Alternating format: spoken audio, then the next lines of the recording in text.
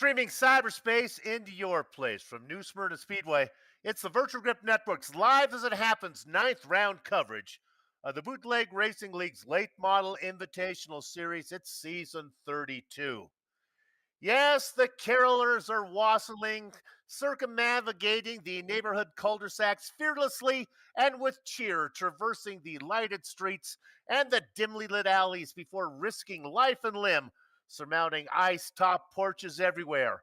And all the while, BRLers remain steadfast, ignoring the seasonal merriment to race in this season. And like Rudolph on a foggy night, leading the way is James Lowe. After winning the first four races of late, Lowe has allowed some of the other reindeer to play in the reindeer games. In the roles of Dasher, Prancer, Comet, and Vixen has been Chris Davis, Ruben Altice, Adam Shane, and rookie Kyle Feemster, each picking up wins in rounds 5 through 8. But to ensure nobody forgets that Lowe is the moose with the most, the season 30 champ finished second, and third during those four races.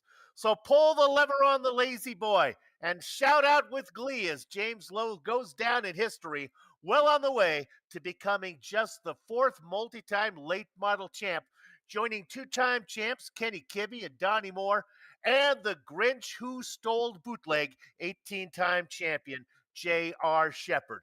From the state where falling snow is about as likely as a Lowell Jewel win, a frost-free hello and welcome on this Saturday night, December 6th, 2025. Actually, we're racing from the daytime here out at New Smyrna. The Adelaide Blade, Ed Foster, joins yours truly, Bill Soupson, high up in the VGM press box to bring you our bird's eye view and turning the knobs and pushing the sliders of the aforementioned Lowell Jewel. All right, my partner has been out on the racetrack. He's got a feel for this place. What do you think there, Ed? Yeah, I mean, first of all, thanks for having me back. It's cool to come and have another go at this. Had such a good time last time. But yeah, here at New Smyrna Speedway tonight, did manage to go out there and just ghost a few little laps around there as well. And of course, everybody here running the exact same setup. They have to. So everybody's car's exactly the same.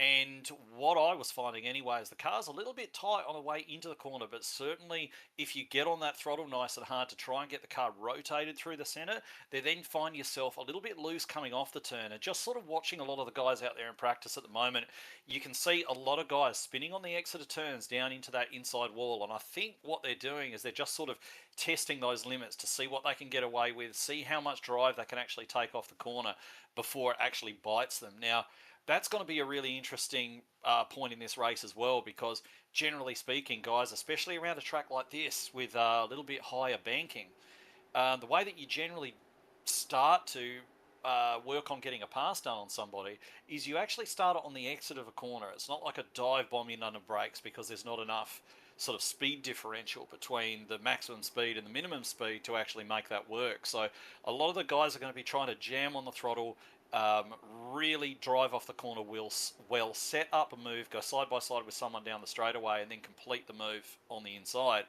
But in so doing, if they get a little bit greedy, you're going to find them actually snapping loose and spinning down into that inside wall. So they're really going to be running that on a knife edge. Ed, that is some really good stuff. It is a pleasure to have you as my partner. Some inside racing technique there. Something to watch as we get into this. And of course, it's the regular rules here for Bootleg Racing League. 100 laps, you have to finish on the same tires that you start with. There are no fast repairs, but you can get in and get some damage done, whatever they can, without going a lap down. Let's take a quick look at the points. Not a whole lot to look at here. You can see the James Lowe basically running away with it. You find the one Canadian down there, the Canadian Goose, John Wilson, buried down in 7th position. Wins for Davis and for Shane. Bruce Pearson doesn't have one yet. Ruben Altice does. Todd Liston having an off season, not making the run that he would like as well. Tom Hilbert, the younger of the Hilbert brothers, enjoying that, sitting up in 8th position. Boy, he continues to race better and better. You see Cucumber Kurt Smith and Alan Wanamaker rounding out the graphic. This and two more races to go. It's all James Lowe right now. And you want a good judgment, Ed, of a health of a series. The championship pretty much locked up. We're getting into the holiday season, but yet the BRL still puts out a nice, healthy field here. We got 18 drivers tonight. Yeah, It's always good to see good numbers out there because, the great can't be great and they can't show what they are capable of unless they've got a bunch of people to race. And of course, there are stories up and down the field. It's not just the big championship charge of James Lowe, but there are guys who are, sort of working on improving their craft. They've got their own goals throughout the field and they're trying to sort out the best finish that they can. They probably want a season's best finish tonight. So they've all got what their own things that they're working towards, Yeah. I suppose. I'm trying to build a little momentum going into next season. We'll be back here again, of course, starting up in 2026 for another 11-round series for you.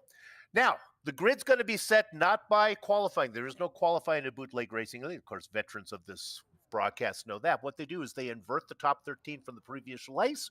So if you finish in that Baker's dozen spot, you'll be starting on the pole. And that's just what's going to happen to number 88 of Mike Holloway. He'll be starting in the pole position. He's got the caveman Trey Blue flanking him on the front row. All right, going back to row 2, we've got Mark Herzog and Canadian Goose John Wilson starting on his outside. Due for a win is Todd Liston, the 87. He's been a little bit off, blaming a little bit of it on the newborn he's got in the house, but he thinks he's got that underway. Look for him to be very competitive tonight, starting inside of row 3. And the veteran out there in the number 9 yellow and black machine is Alan Wanamaker. And the first of our Hilberts, Tom Hilbert, he's going to start on the inside of row 4, and he's going to be flanked by James Lowe, our championship leader, starting on his outside. Former champion Cucumber Kurt Smith starting in the 9th position. Ruben Ortiz has a win this year. He's going to be starting in the 10th spot. All right, back on row 6, we've got a rookie season winner, Kyle Feinster, starting there on the inside, and good old double deuce Bruce Pearson starting on the outside of him. You got it. Then back in the Baker's dozen spot, it's Electric Boots, Benny Ellison, and Steve Hilbert in 14th. We've got Darryl Weininger starting on the inside in P15, and Matt Hoos, good to see him again, starting on his outside. And we're going to fill up the back row, spots 17 to 18 with a couple of veterans there. Brendan Myers, watch out, he's always fast. He's going to work his way through the field in the number 11. And the Lipper, Chris Hayslip, in the 18th and final spot. Glad you are with us. This and 2 more to go before we crown ourselves our 32nd champion. And it looks like it's going to be James Lowe, but you never know. So glad you're with us here tonight. Anything can happen. Well, you know what to do. The pace car pulls in. Check a look, makes you want to holler, hi-ho, and a good run up there by the 88, but wait a minute, duck into the inside. That is the 52 making a peek in there. I think Mark Herzog is going to come away with the lead as he starts from the 3rd position inside of row 2. He's got the preferred spot, and look at that, from 3rd to 1st on the first lap. Yeah, not wasting any time there, Herzog, was he? He's just sitting there on the inside of row 2, and he's like, I'm going to be taking a little piece of that, thank you very much. And looks as though we've actually got Liston following him through as well. So Holloway's just pinned up the top a little bit. And we do see that a little bit with Holloway, where he sort of starts a little bit slower, but I like just, try to play the long game, I think. But I don't think he would have wanted to be stuck on that high line quite so early. So the 2 guys out in front started in positions 3 and 5. Clearly the inside line, the preferred place to be. The caveman now racing in 3rd position. Holloway maybe saving his stuff a little bit, dropping back to 4th. Your points leader, James Lowe, in 5th. Rounding out the back half of your top 10. It's Wilson, then Ruben Ortiz, the number 9 of Alan Wanamaker. Double deuce Bruce Pearson under attack from the 14. Watch out for Kyle Feemster. He got the win last time, looking to make it 2 in a row. Yeah, we see Liston now, and he's sitting in there behind Herzog in that P2 position. He is spoiling for the lead. He really wants to get the car out front, get that clean air. And you can see he keeps dipping the nose just on the exit of the turns. He's dipping the nose underneath the 57, and this is what we're talking about in track practice. He's kind of entering the corner early, and that's how he's trying to generate the run. He's entering the corner a little bit higher, turning in a little bit later than Herzog, and trying to get the power down really nice and early, and almost sort of lengthen that straightaway for himself and get his nose underneath Herzog, and he nearly managed it a couple of times. However, what that does, being so aggressive on the throttle, is it does heat up that right rear tyre, and once you heat it up, you lose grip, then you start to slide, which makes more heat, which makes less grip, then you slide some more. It's like a snowball. So you've really got to manage that, and I think he may have had a couple of little digs at it, and now you can see him, watch him run through the corner as he turns into the corner, and you can see the big slide there. As he turns into the corner, he is turning in later than Herzog most of the time. and trying to get all his turning done early and get on the throttle nice and early. But it nearly bit him that last lap. So early on in this race, he's finding that to be a bit of a challenge even now. So that's going to build as the race goes on. You know what's interesting? I think Herzog, I almost think Mark Herzog would like to say, come on, Todd, we got a long way to go. Todd Racing looks to me a lot harder than Herzog is right now. And Liston slips up out of corner number 2. The car got loose, just with my partner said, he drifts up into the wall.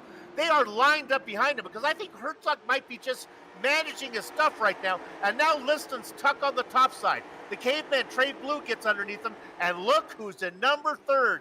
Aunt Mary Alice, you watching your nephew make a move here? Here he goes as he follows Trey Bloom through. Oh, and Trey Bloom having a big look up the inside there. We can see how that looseness that was sort of building in the car's top cost Liston. He's sort of pushing very hard, but Trey Bloom now has been the next one to go, okay, Liston, you've had a go at it. I'm gonna send it down the inside and see if I can do anything. But again, he's going to be reliant on getting the power down. And in order to do that, in order to get the power down as well as he possibly can, he really needs to be able to run Herzog out close to the wall. He needs to be able to use as much of that track on exit as he possibly can. And he's really not at the moment. He's almost being a little bit polite in terms of leaving Herzog a lot of room off the corner. But he is getting into the corner very well. So yeah, he just maybe needs to exit a little bit closer up on his door. But at the moment, they're probably not wanting to touch either. So, yeah. Well, Trey Bloom is an American, but he lives in Montana, which is very close to Canada. And, of course, Canadians are notorious for their politeness. But, yeah, look at that. You are absolutely right. There is a car width and a half that Bloom could have if he wanted to drift up, get a wider exit. You wonder who's paying the more tire price here. I think that tight line that Bloom is racing has got to be wearing it more. Yeah, I absolutely agree with you. He's not able to use the full width of the track, obviously, because he's got Herzog there on his outside. I think Herzog has been quite smart. He's just kind of rolling that outside. He knows he's going to come off the corner better than Bloom will, and he's kind of just trying to use that momentum that he's able to keep by running as high as he is. Bloom is actually sending into the corner quite hard. He's trying to make up a lot of space on that exit because when you're on the bottom, your main advantage is in the mid-turn because you've got that shorter radius. So he's trying to maximise that by driving into the corner quite hard. But that in-turn is then going to start to hurt that outside front tyre. And we got a caution. Oh, let's see how iRacing scores us. I think, right now I'm seeing Trey Bloom listen to us. Nope, they're getting rid of Herzog. Oh, that's got to be frustrating for the caveman. Let's look. Oh, it is Bruce Pearson involved with Kurt Smith on the back straight. Boy, you rarely see it. They were so far through too. That was well down the back straight. Yeah, it just looks as though, it's a little bit hard to tell sort of from that angle whether there's a little bit of looseness for Pearson up the top or, of course, Smith was sort of doing what Bloom wasn't doing, and that is sort of running him right out there towards the wall, using all the track that he possibly could. And I'm just trying to have a look here on the replay. Oh, I think there might have been a touch of looseness from Pearson, and there just wasn't the space to play with for him to gather that up. But it looks as though both of those cars have got out of it without too much damage. Yeah. So, they're just going to use the caution, cool those tyres back down, and get after it again. They'll recover. They'll be okay. Okay, let's do a yellow caution flag interview here. I'll take the first question, and then I will shut up and give my partner the second one so that the audience doesn't get to play the VGN consumption game. We don't want them getting too silly too early. Let's see if we can talk to number 32, Trey Bloom, who is working really hard to get that done. We'll dial him up. He's in second. Trey, it's Soup up in the booth. You have a copy? Hey, Soup, how are you? I'm good. How are you? How much of tires did you use up to try to get that done? And were you sad when the caution came out? Were you going to get him? Were you going to get him there? I don't know. I was actually just debating trying to get back in line. I'm worried I burned out some tires, and starting on the outside with a bunch of fast guys around me doesn't bode well, but we'll have to kind of sit in here and try to get back down to the inside line and race back up front. Yeah, hey Trey, Ed up here as well, enjoying the race with Soup, mate. Really nice move to just take advantage of that little bit of where Liston kind of had a little bit of an issue. You saw a gap, shot down underneath, tried to make that work. So you're generally finding, you reckon there's anything there on the outside for you? You're starting on the outside this time? We'll see. I think I felt okay on the outside in practice, so we'll just have to see what I can make work. All right, they're doubling up. Go get them. All right, thank you guys. Guys on the inside, Herzog, Lowe, and Ruben Altice. Remember that Trey Bloom came from well back to get up there. All right, here we go. We get going, working lap number 21. The inside line is working again. Bloom stuck on the outside. Let me correct myself. He did start in the second position, fell back early, then came back to race up front. Now he's stuck on the outside. Watch the guys on the inside row. Lowe has moved up into second. Liston, who was on the outside, moved down in. Altice did not get a good jump. The battle is for third right now. Yeah, the problem Liston's going to have is if he's still hurt that right rear tyre with that little bit of looseness he had early on, he's really going to struggle to actually clear Bloom because he's not going to be able to get the power down as effectively. That being said, it depends on how hard Bloom decides to fight, staying out there. He did say in that interview he was potentially looking to fall back in line, but has he got anywhere to fall back into right now? I'm not 100% sure he does. And of course, Altice now taking a piece of that pie as well. You know, it's like there's blood in the water. Everybody can see that there's a car kind of stuck up high, and everyone's like, all right, me next, me next, me next. Trying to get down underneath him. There might be a little bit of a spot here just there in front of Feimster, maybe, that he might be able to slot in. Not sure, but yeah, he's going to have to sort that out at some point because it does not look as though the top is really come in yet. Let's turn our attention up front. Now, I've done enough of these broadcasts, and Mark Herzog knows me well enough. He'll understand where I'm coming from here. He's out front, holding back Todd Liston. That's one thing. Holding back Trey Bloom, that's another thing. He's got the 99 on his tail right now. That's a tall order. Herzog going as fast as he can to stay in front, but as slow as he can to save his stuff.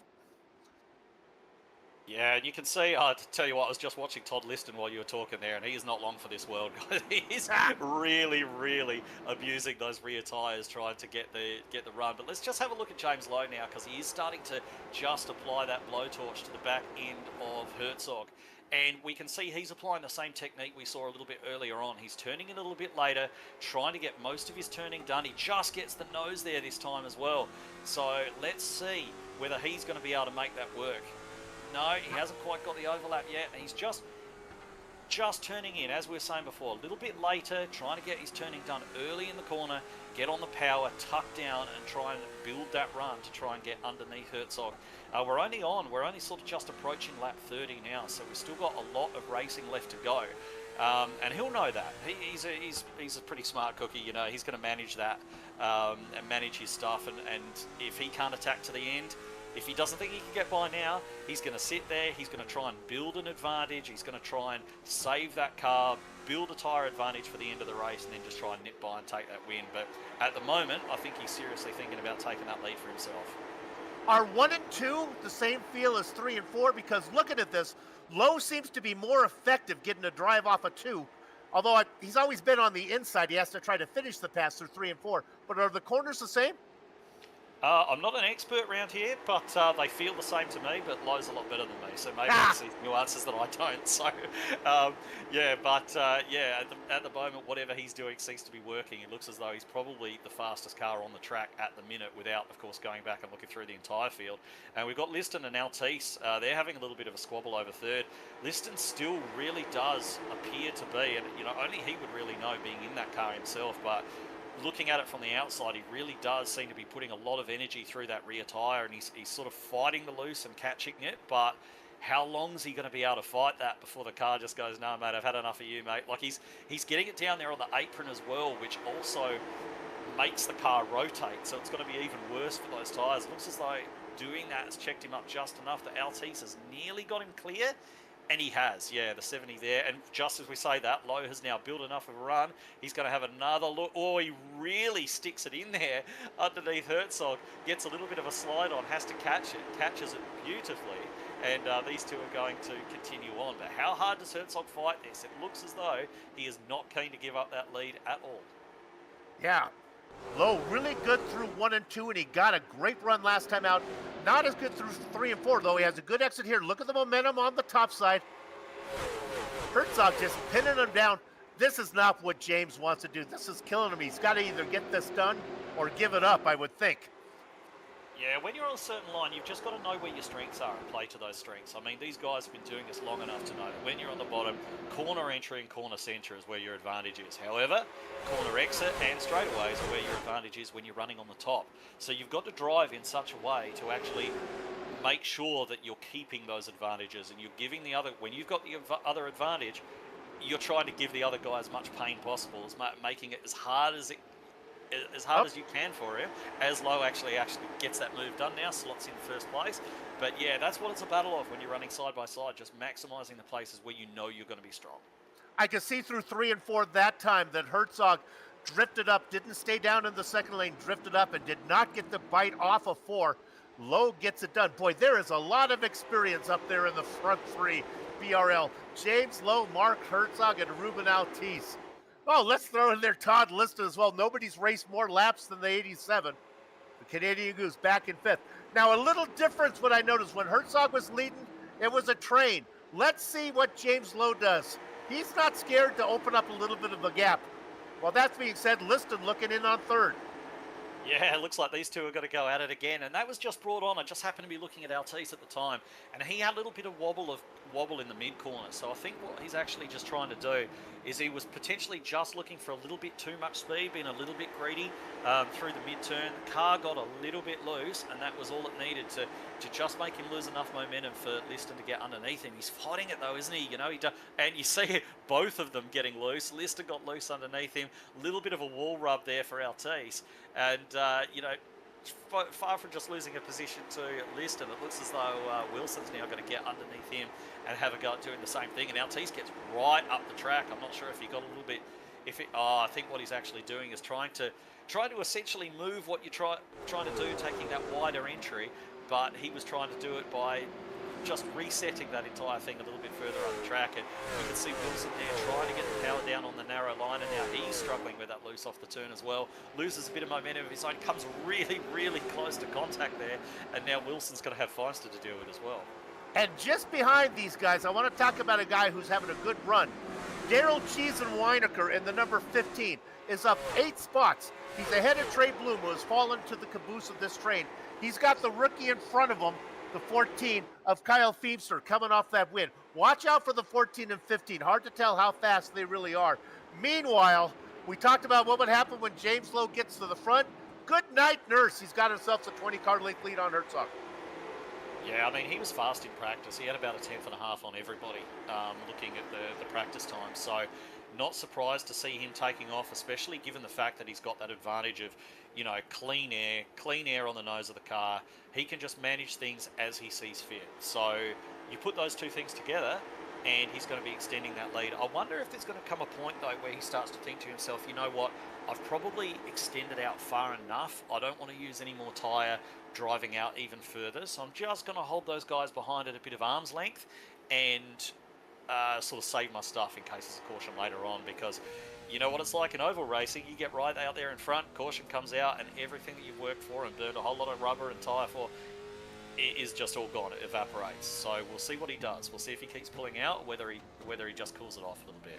We ride on board with James Lowe. You can see the clear track ahead of him. All the action is behind him. When we leave James Lowe, let's go back and look at this battle with the 14 and 15. This is a battle back for what would be 5th and 6th position, I guess, or 6th and 7th, or right behind the Canadian Goose. These guys seem to be just biding their time. They got Trey Bloom, the caboose, just hanging on if he can. And now it's a little bit. Sorry. So it's a little bit difficult for these guys who are sort of running in this line as well, because in order to generate a run and move past somebody, you almost have to move off the ideal line a little bit and kind of force something to happen. But if you've got somebody right up behind you, you know if you do that, they may take that. As Beamster's got into the back of Wilson, spun him right around, and Weininger had absolutely nowhere to go. He's got into the back of Kyle there and turned him around too. So both of these guys are going to have to rejoin from the rear. Again, doesn't look like too much damage for any of them, but yeah, just a little bit of a concertina there, it seems. You do this long enough, you just kind of get a sense where the action's going to happen. And sure enough, the 14 got into the 75. That was the rookie Feemster get into the Canadian Goose. And I think the guy we've been watching, I think Daryl Weinerker's going to get away okay. Let's see if we can call up the 15 and talk to Daryl. Not sure for Daryl is Soup up in the booth. You got a copy? That's too bad. He's having a good run. We'll come back to him later in the event, see if we can talk to him. We don't get to talk to Daryl very much. He doesn't race full time with us. But we're not done yet, so let's take one more shot. Let's try Mark Herzog. He's a fan favorite in the 52. Mark, it's Soup. Oh, I'm sorry, in the 57. Mark, the in-and-out machine was out in front for a while. Then that old James Lowe got behind you. Yeah, Lowe's he's just too tough to catch here tonight. I think he was a good 2/10 faster than everybody in practice. That doesn't always translate to race pace, but he's got it tonight. I'm just hoping I can hang on to second here with Todd's been running good behind me too. So Mark Ed up here in the booth joining Soup tonight. So just looking at those early laps, you obviously started right up the front, and then you had everybody take a little piece of you. You had Liston having a go, you had Bloom having a go. What was it like trying to survive all that stuff in the early part of the race? I was actually trying to save some tires because Smyrna tends to eat up the late model tires here, and with it being a day session, it gets slick, and I was hoping to save some tire and hoping those guys wouldn't push too hard, but Trey wanted to give a run at me, and now Todd's making a run at me, so I'm hoping we have enough tire left here to get to the end. All right, well, keep it. Good luck. You're having a nice run so far. Thank you, guys. There are a handful of drivers I want to talk to. I was going to get to it before that caution came out.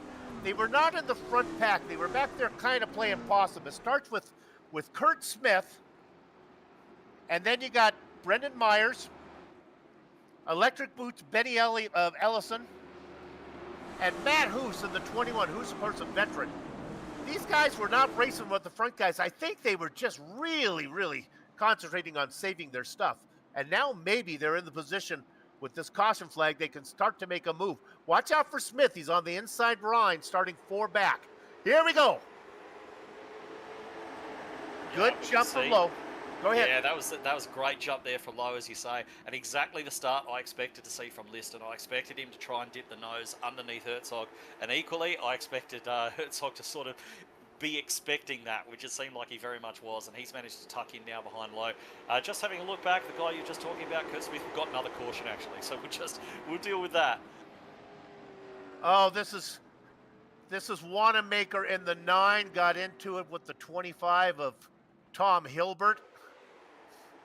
Looks like Wanamaker might have, I'm going to say, got into the back of Pearson. Maybe you can take a look at this and see if you're seeing what I think the 9 got into the back of Pearson, checked up, and then got into trouble because of it. Yeah, it's one of those little chain reactions that you often have on restarts. You know, you can do your very best to look 4 or 5 cars ahead of you and see what's going on, but if you have a look, yeah, there's check up, and then there's another car checks up, and just that law of diminishing returns, I think. So I don't think that it's not one of those that's anyone's fault. It's just something that happens. You know, there's too many cars in too small a space. Okay.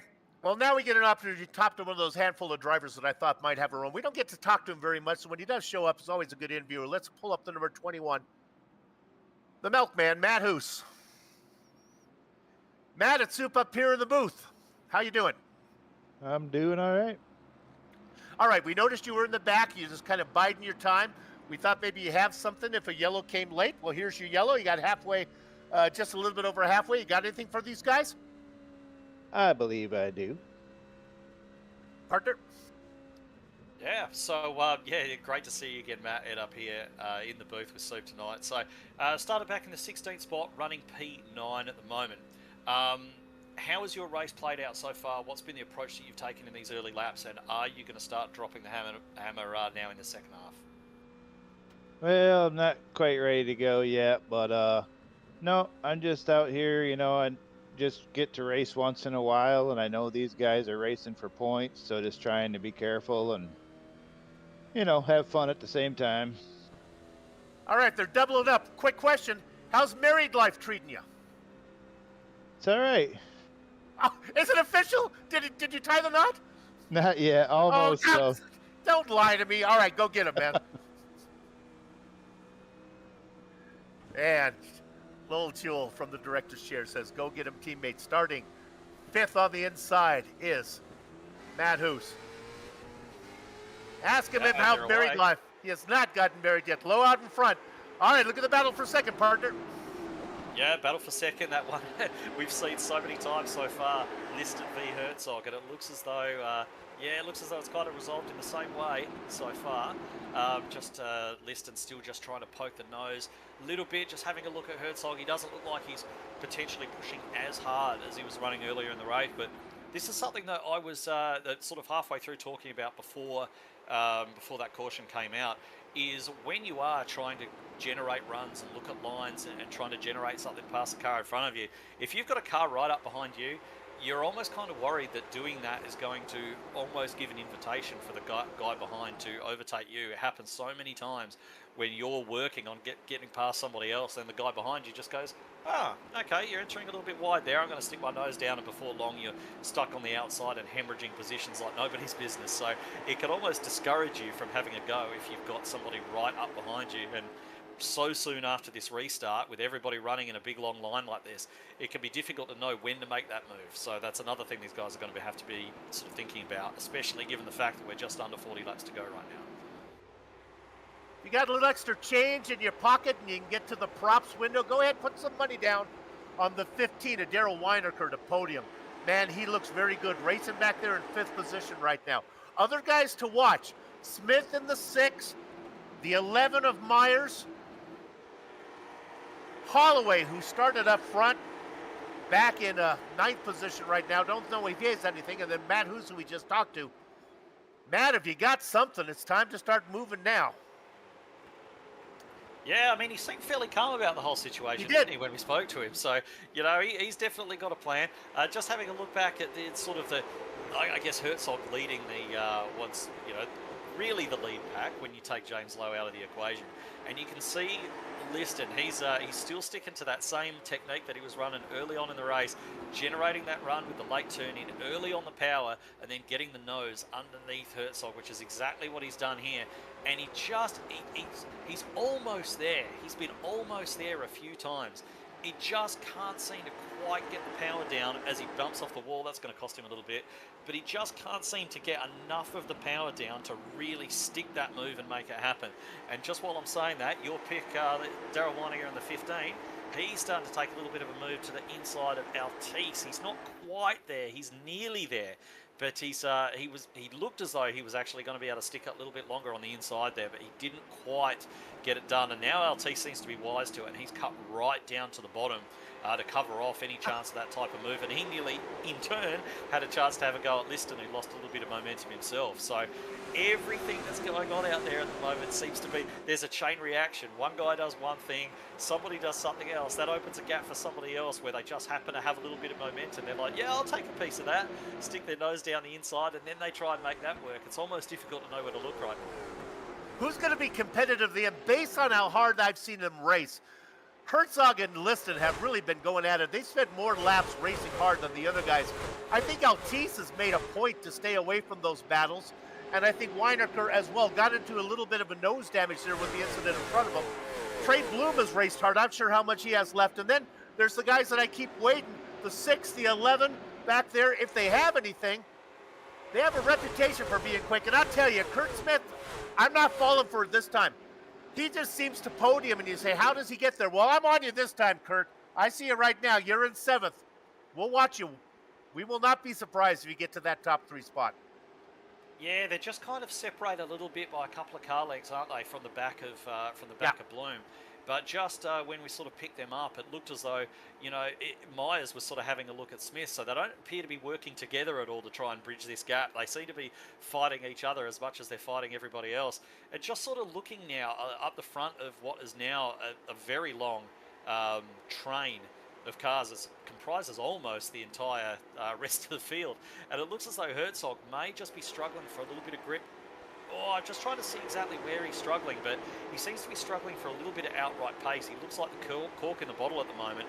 Liston getting underneath him and just can't use enough of the track, just can't get the power down enough. And he's sent it into the corner. He's got to get a little bit loose. He's got to bounce off him. Yeah. Looks as though he's going to gather it up, but that's going to give him a pretty poor run off the turn. He's getting desperate, isn't he? Like, it looks as though Liston really, really wants to clear Herzog, and he did try to just send it into the turn that time, but the car just wanted to swap ends on him. And honestly, I think if the 57 wasn't above him, you know, maybe that would have turned out a bit worse. He wound up facing the wrong way. But luckily, they're all leaning on each other. They're all fine. They'll continue. You talked about Herzog being the cork in the bottle. Let me tell you, there is a lot of effervescence. There's a lot of bubbling going on in the wine in the bottle right now as they are mixing it up. Now, here comes the 32, Trey Bloom coming back, getting to the inside of the 15, and the 15 just waves them by. Well, you saw Trey earlier on, didn't you? Get stuck on that outside after having a really good run for the lead of this race. He sort of got stuck on the outside and got shuffled back a little bit, but he seems to be on the attack now. He's pushing forward. It didn't look as though Weininger really wanted to fight that too much. You know, he's smart enough to know, he's been around long enough to know that there's still a few laps to go in this thing. And if a guy wants to try and, you know, start forcing his way through, well, you know what? Maybe I'll just let you have it, and maybe I'll see you a little bit later on. But we're running out of later on. We haven't got that many laps to go. You know, we're sort of getting into the dying stages of this race now. So we're going to start seeing people showing their hand. And guys who've been trying to make moves all race, just looking at Myers, he's desperately trying to get his nose underneath Kurt Smith back there. Yep. You know, these guys who've been following a guy around for a while, they're going to start to think, hey, the laps are ticking down. If I'm going to get this done, I want to get it done now. So the urgency just starting to ramp up a little bit for these guys. There's 4 drivers that haven't got a lot of screen time yet. I'll try to get them if I can, but the excitement up front is too good. Here comes Trey Bloom working underneath the quiet man of Ruben Altice. In the popcorn position, back there watching, waiting for a spot to go is Daryl Weinecker. I think Weinecker knows the outside is not the place you want to go. No, definitely not. I think Weinicker's just like probably going to try and stick his nose underneath Altice if the opportunity presents itself. You always kind of think that the guy on the top is a little bit vulnerable, but at the same time, everyone's struggling now. Everyone's got 80 laps on these tyres, and they're just struggling to get the power down out of the corners. So it's almost as though the overtaking is getting more difficult to do as the race goes on, because just getting off the turn where you really need to be fast to set up one of those moves, it's getting harder and harder and harder. Yeah, I think the 15 clearly faster, certainly faster than 2 cars side by side. Altice is struggling, Bloom is struggling. And I think once they decide who's going to get out in front between the 2 of them, I think then the 15 of Weinecker will pick them off one at a time, but right now he can't get anything done. Quickly, Director, I want to talk about 4 cars real quick. Go back to the 22. We'll talk about Bruce Pearson. Give a little love to the 14 back there as well. These guys are racing a little farther back. We haven't got a lot. That's Benny Ellison, John Wilson, Chris Hazlett back in the mix. We can't spend a lot of time on you guys. Just want to let you know we love you. Let's go back up front where the action is. Okay, so just rejoining that battle now between Bloom and Altice. Altice has made it very clear what his attitude is in this particular battle. He is not interested in giving this up at all. Not only has he got nowhere to slot into if he does lose this spot to Bloom, but it's getting late in the race. There's only just coming on to 15 laps to go now, and he's managed to hold him off so far, but with every lap that goes by, it seems that Bloom just gets a little bit further up and a little bit further up and a little bit further up, but then he makes a little error, has a little bobble, has a little wobble, and it loses that. So Altice knows he's completely in the game here. He can continue to roll that top and hang on to that position, but the consequences for him if he doesn't manage to keep side by side with Bloom there are pretty dire, because you would say that he would probably lose a spot to the 15 and potentially that big old train coming behind him as well. So he's going to fight for this with all he is worth. And the consequences for Weinecker getting that podium spot as well, as those 3 are losing touch with the front 3 who are just putting in the laps right now. Lowe, Herzog, and Lista really not battling each other. They're just picking them up and putting them down. Side by side, I don't know how many laps these guys have been at it. I don't want to exaggerate. 8, 9, maybe?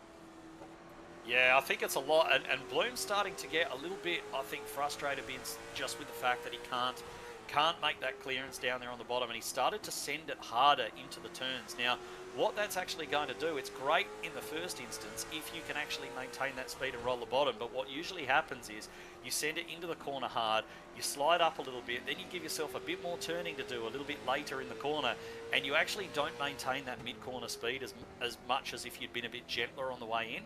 So, but, you know, he's sort of running out of ideas at this point. He's like, I've been alongside of this guy, underneath this guy, for lap after lap after lap, and I just can't clear him.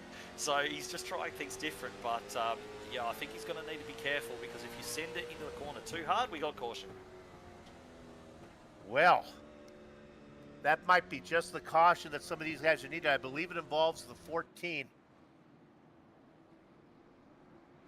Kyle Feemster gets in the back of Bruce Pearson, right in front of Kurt Smith, who does a little bit of a hard left to get out of the way. Yeah, that one's pretty ugly, actually. Yeah.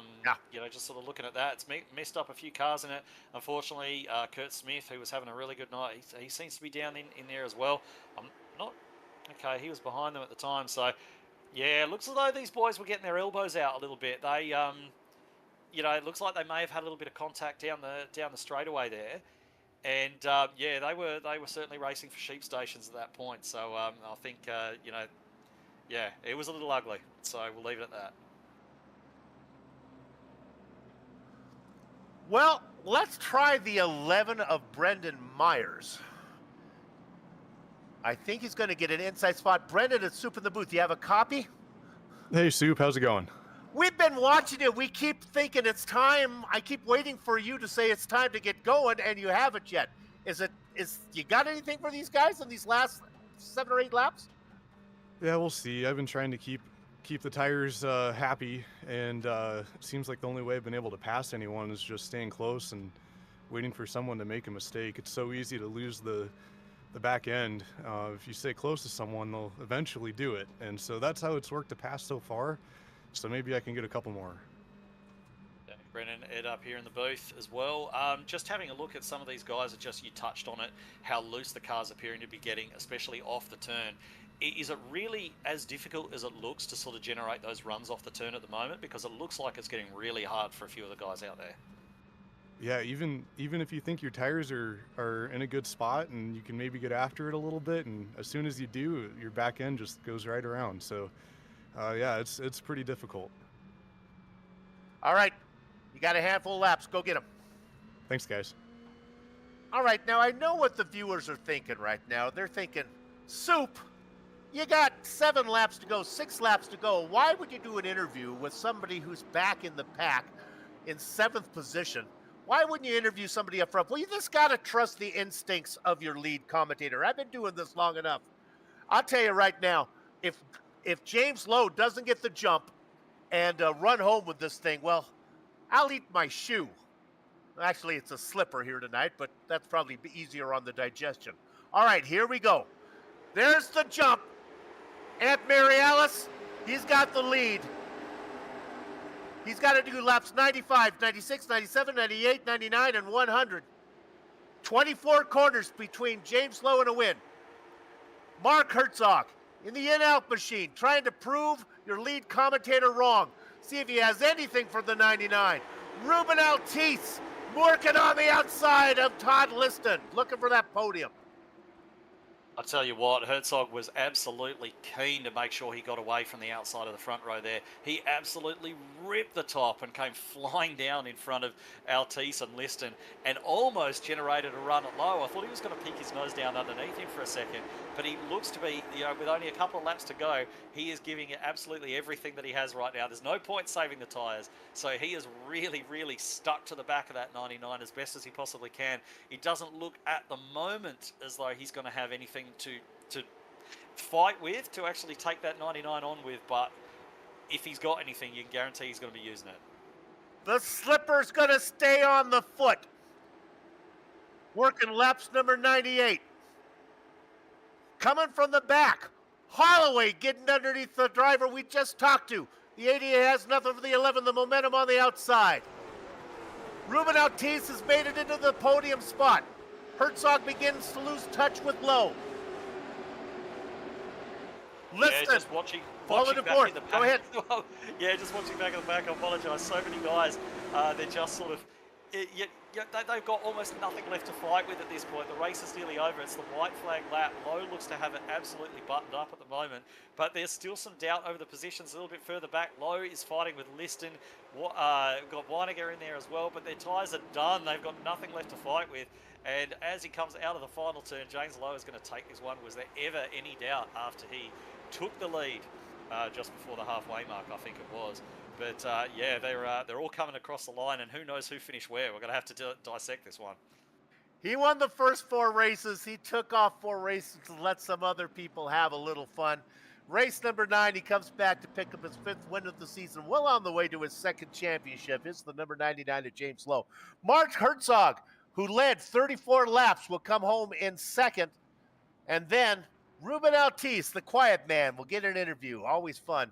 The racing is over. The broadcast is not. We'll take a short break. We'll come back, talk to some of the drivers before we put a lock on the gate. Don't go far. You're watching the Rich Script Network.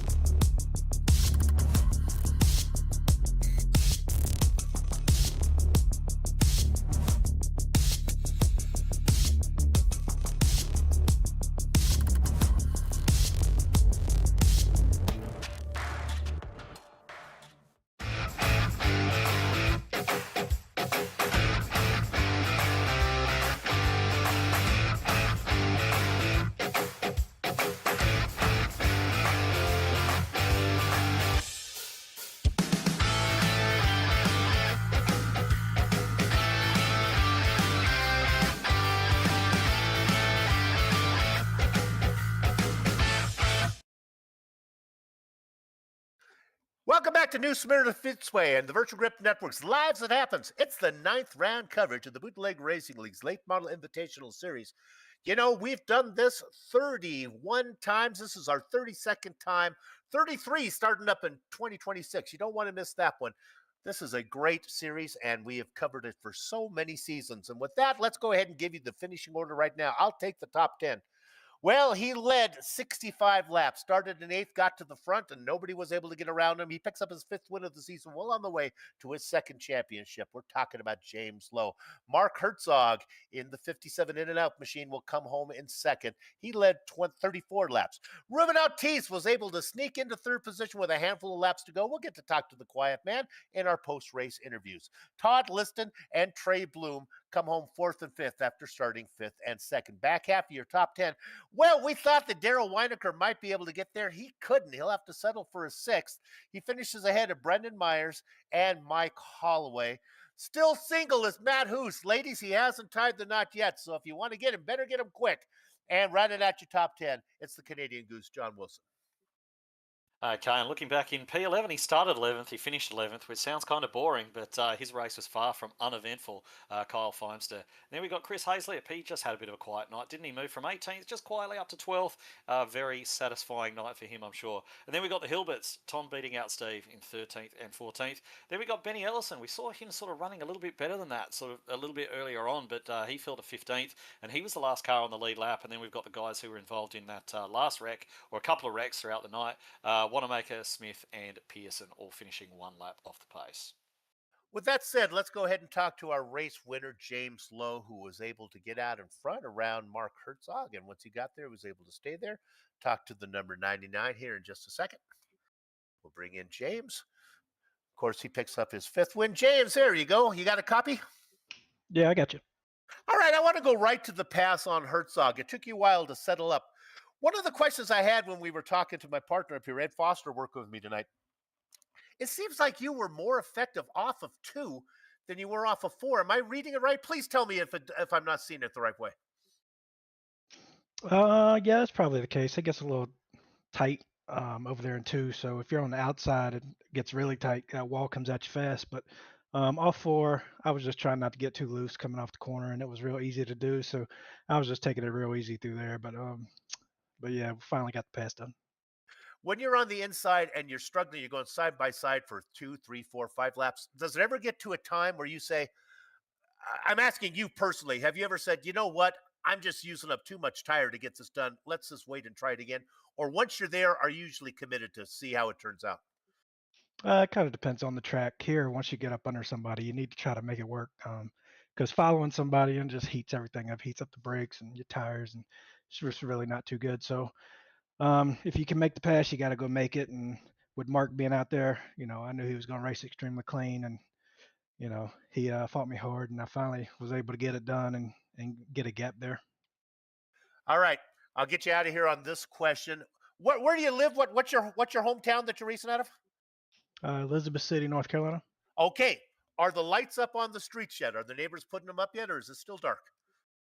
Some of the people around here's had them up for like 3 weeks already. So. Right. What about your house? Will be I lights? bet we got some stuff up. All right. Don't be giving me one of these things. Don't give me one of these things, these lights that you put on the curb and they shine lights on your house. That doesn't count, man. No, but the decorations ain't my department, so I just kind of sit back and see what happens.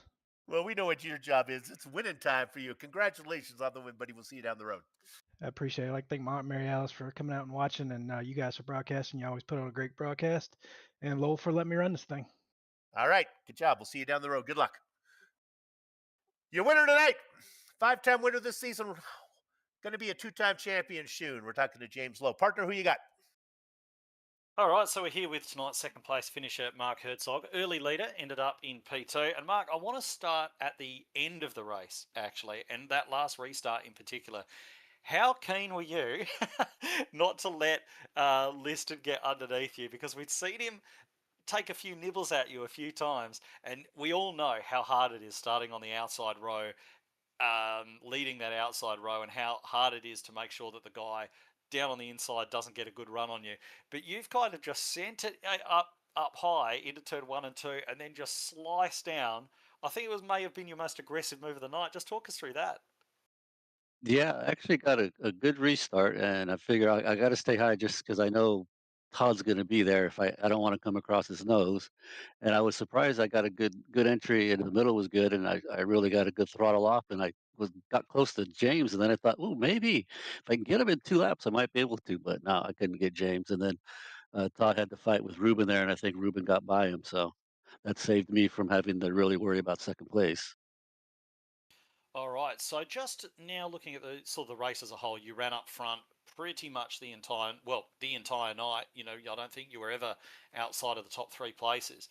But what's it going to take for you now to just sort of bridge that gap and start really taking it to James Lowe? Because he, as you said, sort of early in the race, he was, had a little bit of a pace advantage, I'd say, over most of the field. Looked very, very quick in practice as well.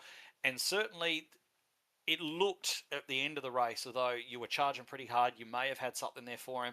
But what's it going to take for you to find that extra little percentage where you can start challenging him on the regular and really give him something to think about? It's going to take a good night, a good track, and something that a track that I'm really, I guess, comfortable with, you know. But it's really going to take a mistake for Lowe to get beaten at most of these races. I think he's just got it dialed in. The few races I've been able to make, and I've seen him run well. He is the guy to beat right now, and everybody's, you know. But I think I can get him maybe somewhere down the road. Well, that's what we want to hear. We don't want to let him have it all his own way. I mean, we all like James, but we don't want him to just go out there and, just have it all his own way. So hopefully we'll see you and a couple of the other boys certainly get up there and give him a little bit to think about. So we're getting towards the end of the sim racing year now, I suppose. You know, you're having really good runs here, really good results in not only BRL, you've wrapped up an ARCA Series Championship, I believe, a couple of weeks ago as well. So how are you sort of just reflecting on your 2025? It's been fun. We've been having good seasons, and most of the things have been running. It's been great to be the couple of leagues I'm in, BRL here with Lowell running a fantastic league. This is one of the better run leagues I'm in, and triple bypass racing. We've had a lot of good fun over there too.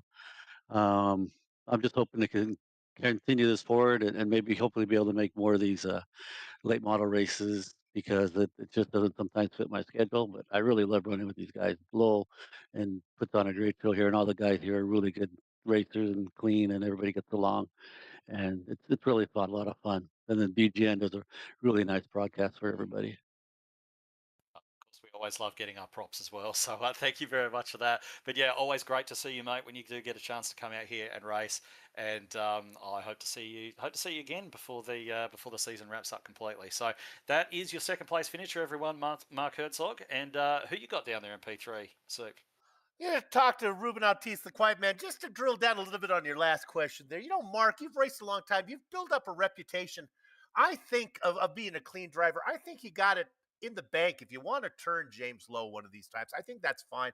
You know, it's kind of like if Charlie Sheen or Tom Hanks got in a bar fight, you have a different attitude about it if it's Tom Hanks. You're kind of the Tom Hanks of the BRL. Go ahead, get yourself a little bit of rough him up a little bit. Wouldn't bother me. With that said, here's another man with a great reputation of racing clean. Ruben Ortiz. Nice job. Ruben, you spent most of your time as the boxcar in the train. You weren't the engine, you weren't the caboose, and then finally you found yourself a track that would get you to the front. Yeah, it was a tough race. I didn't have nothing for James and him up front. I just kind of lucked my way up there and was able to hang on. It caused the loose. It was just on edge the whole night. You know, it was interesting. We were watching you race. Now, I want you to correct me if I'm wrong. And I asked it with James Lowe about a while. Sometimes when you're side by side, I think you sometimes will surrender the spot if it's early and say, it's fun, but we don't need to race so hard early. Am I true on that, or did they just get the best of you? Now, sometimes it depends on the track. It's just definitely not my favorite track. So it just depends on the track. Well, it was fun to watch you do what you do. You just sat back there, picked them off one at a time, and then you were racing the fourth, and then you were able to get the best there at Todd. I think Todd was really out of stuff at the very end. Are you able to tell that when you're racing him? Once I got on the outside of him, I could tell he couldn't folded on the low line. It was his tires was too far gone, and that was how I got by. Well, it's always fun to watch you do what you do. Started back in 10th, come up with a podium. Well done. Ruben Altice, we'll see you down the road. Hey, I appreciate that, Sue, and I want to thank Laurel and the BRL and you guys up there in the booth at Virtual Grip Network. Y'all do a great job. You got it. Your third place finisher tonight, the quiet man, Ruben Altice. With that said, let's go ahead and talk about the broadcasts that are coming up. Look at all of that. That's what's in store for 2026. Holy moly. My goodness, there's going to be a lot of pizza money for the commentators here at VGN. Look at all those series that we're going to be covering. Oh my goodness, it's going to be good for you, the viewers, bad for our waistlines, that's for sure. With that said, all of those broadcasts, future and past ones, are all a production of the Virtual Grip Network. With that said, we hope you enjoyed the show tonight. If not, we'll try to do better next time. Look at all those faces. On behalf of them, we'd like to thank you for watching. Until next time, have fun storming the castle.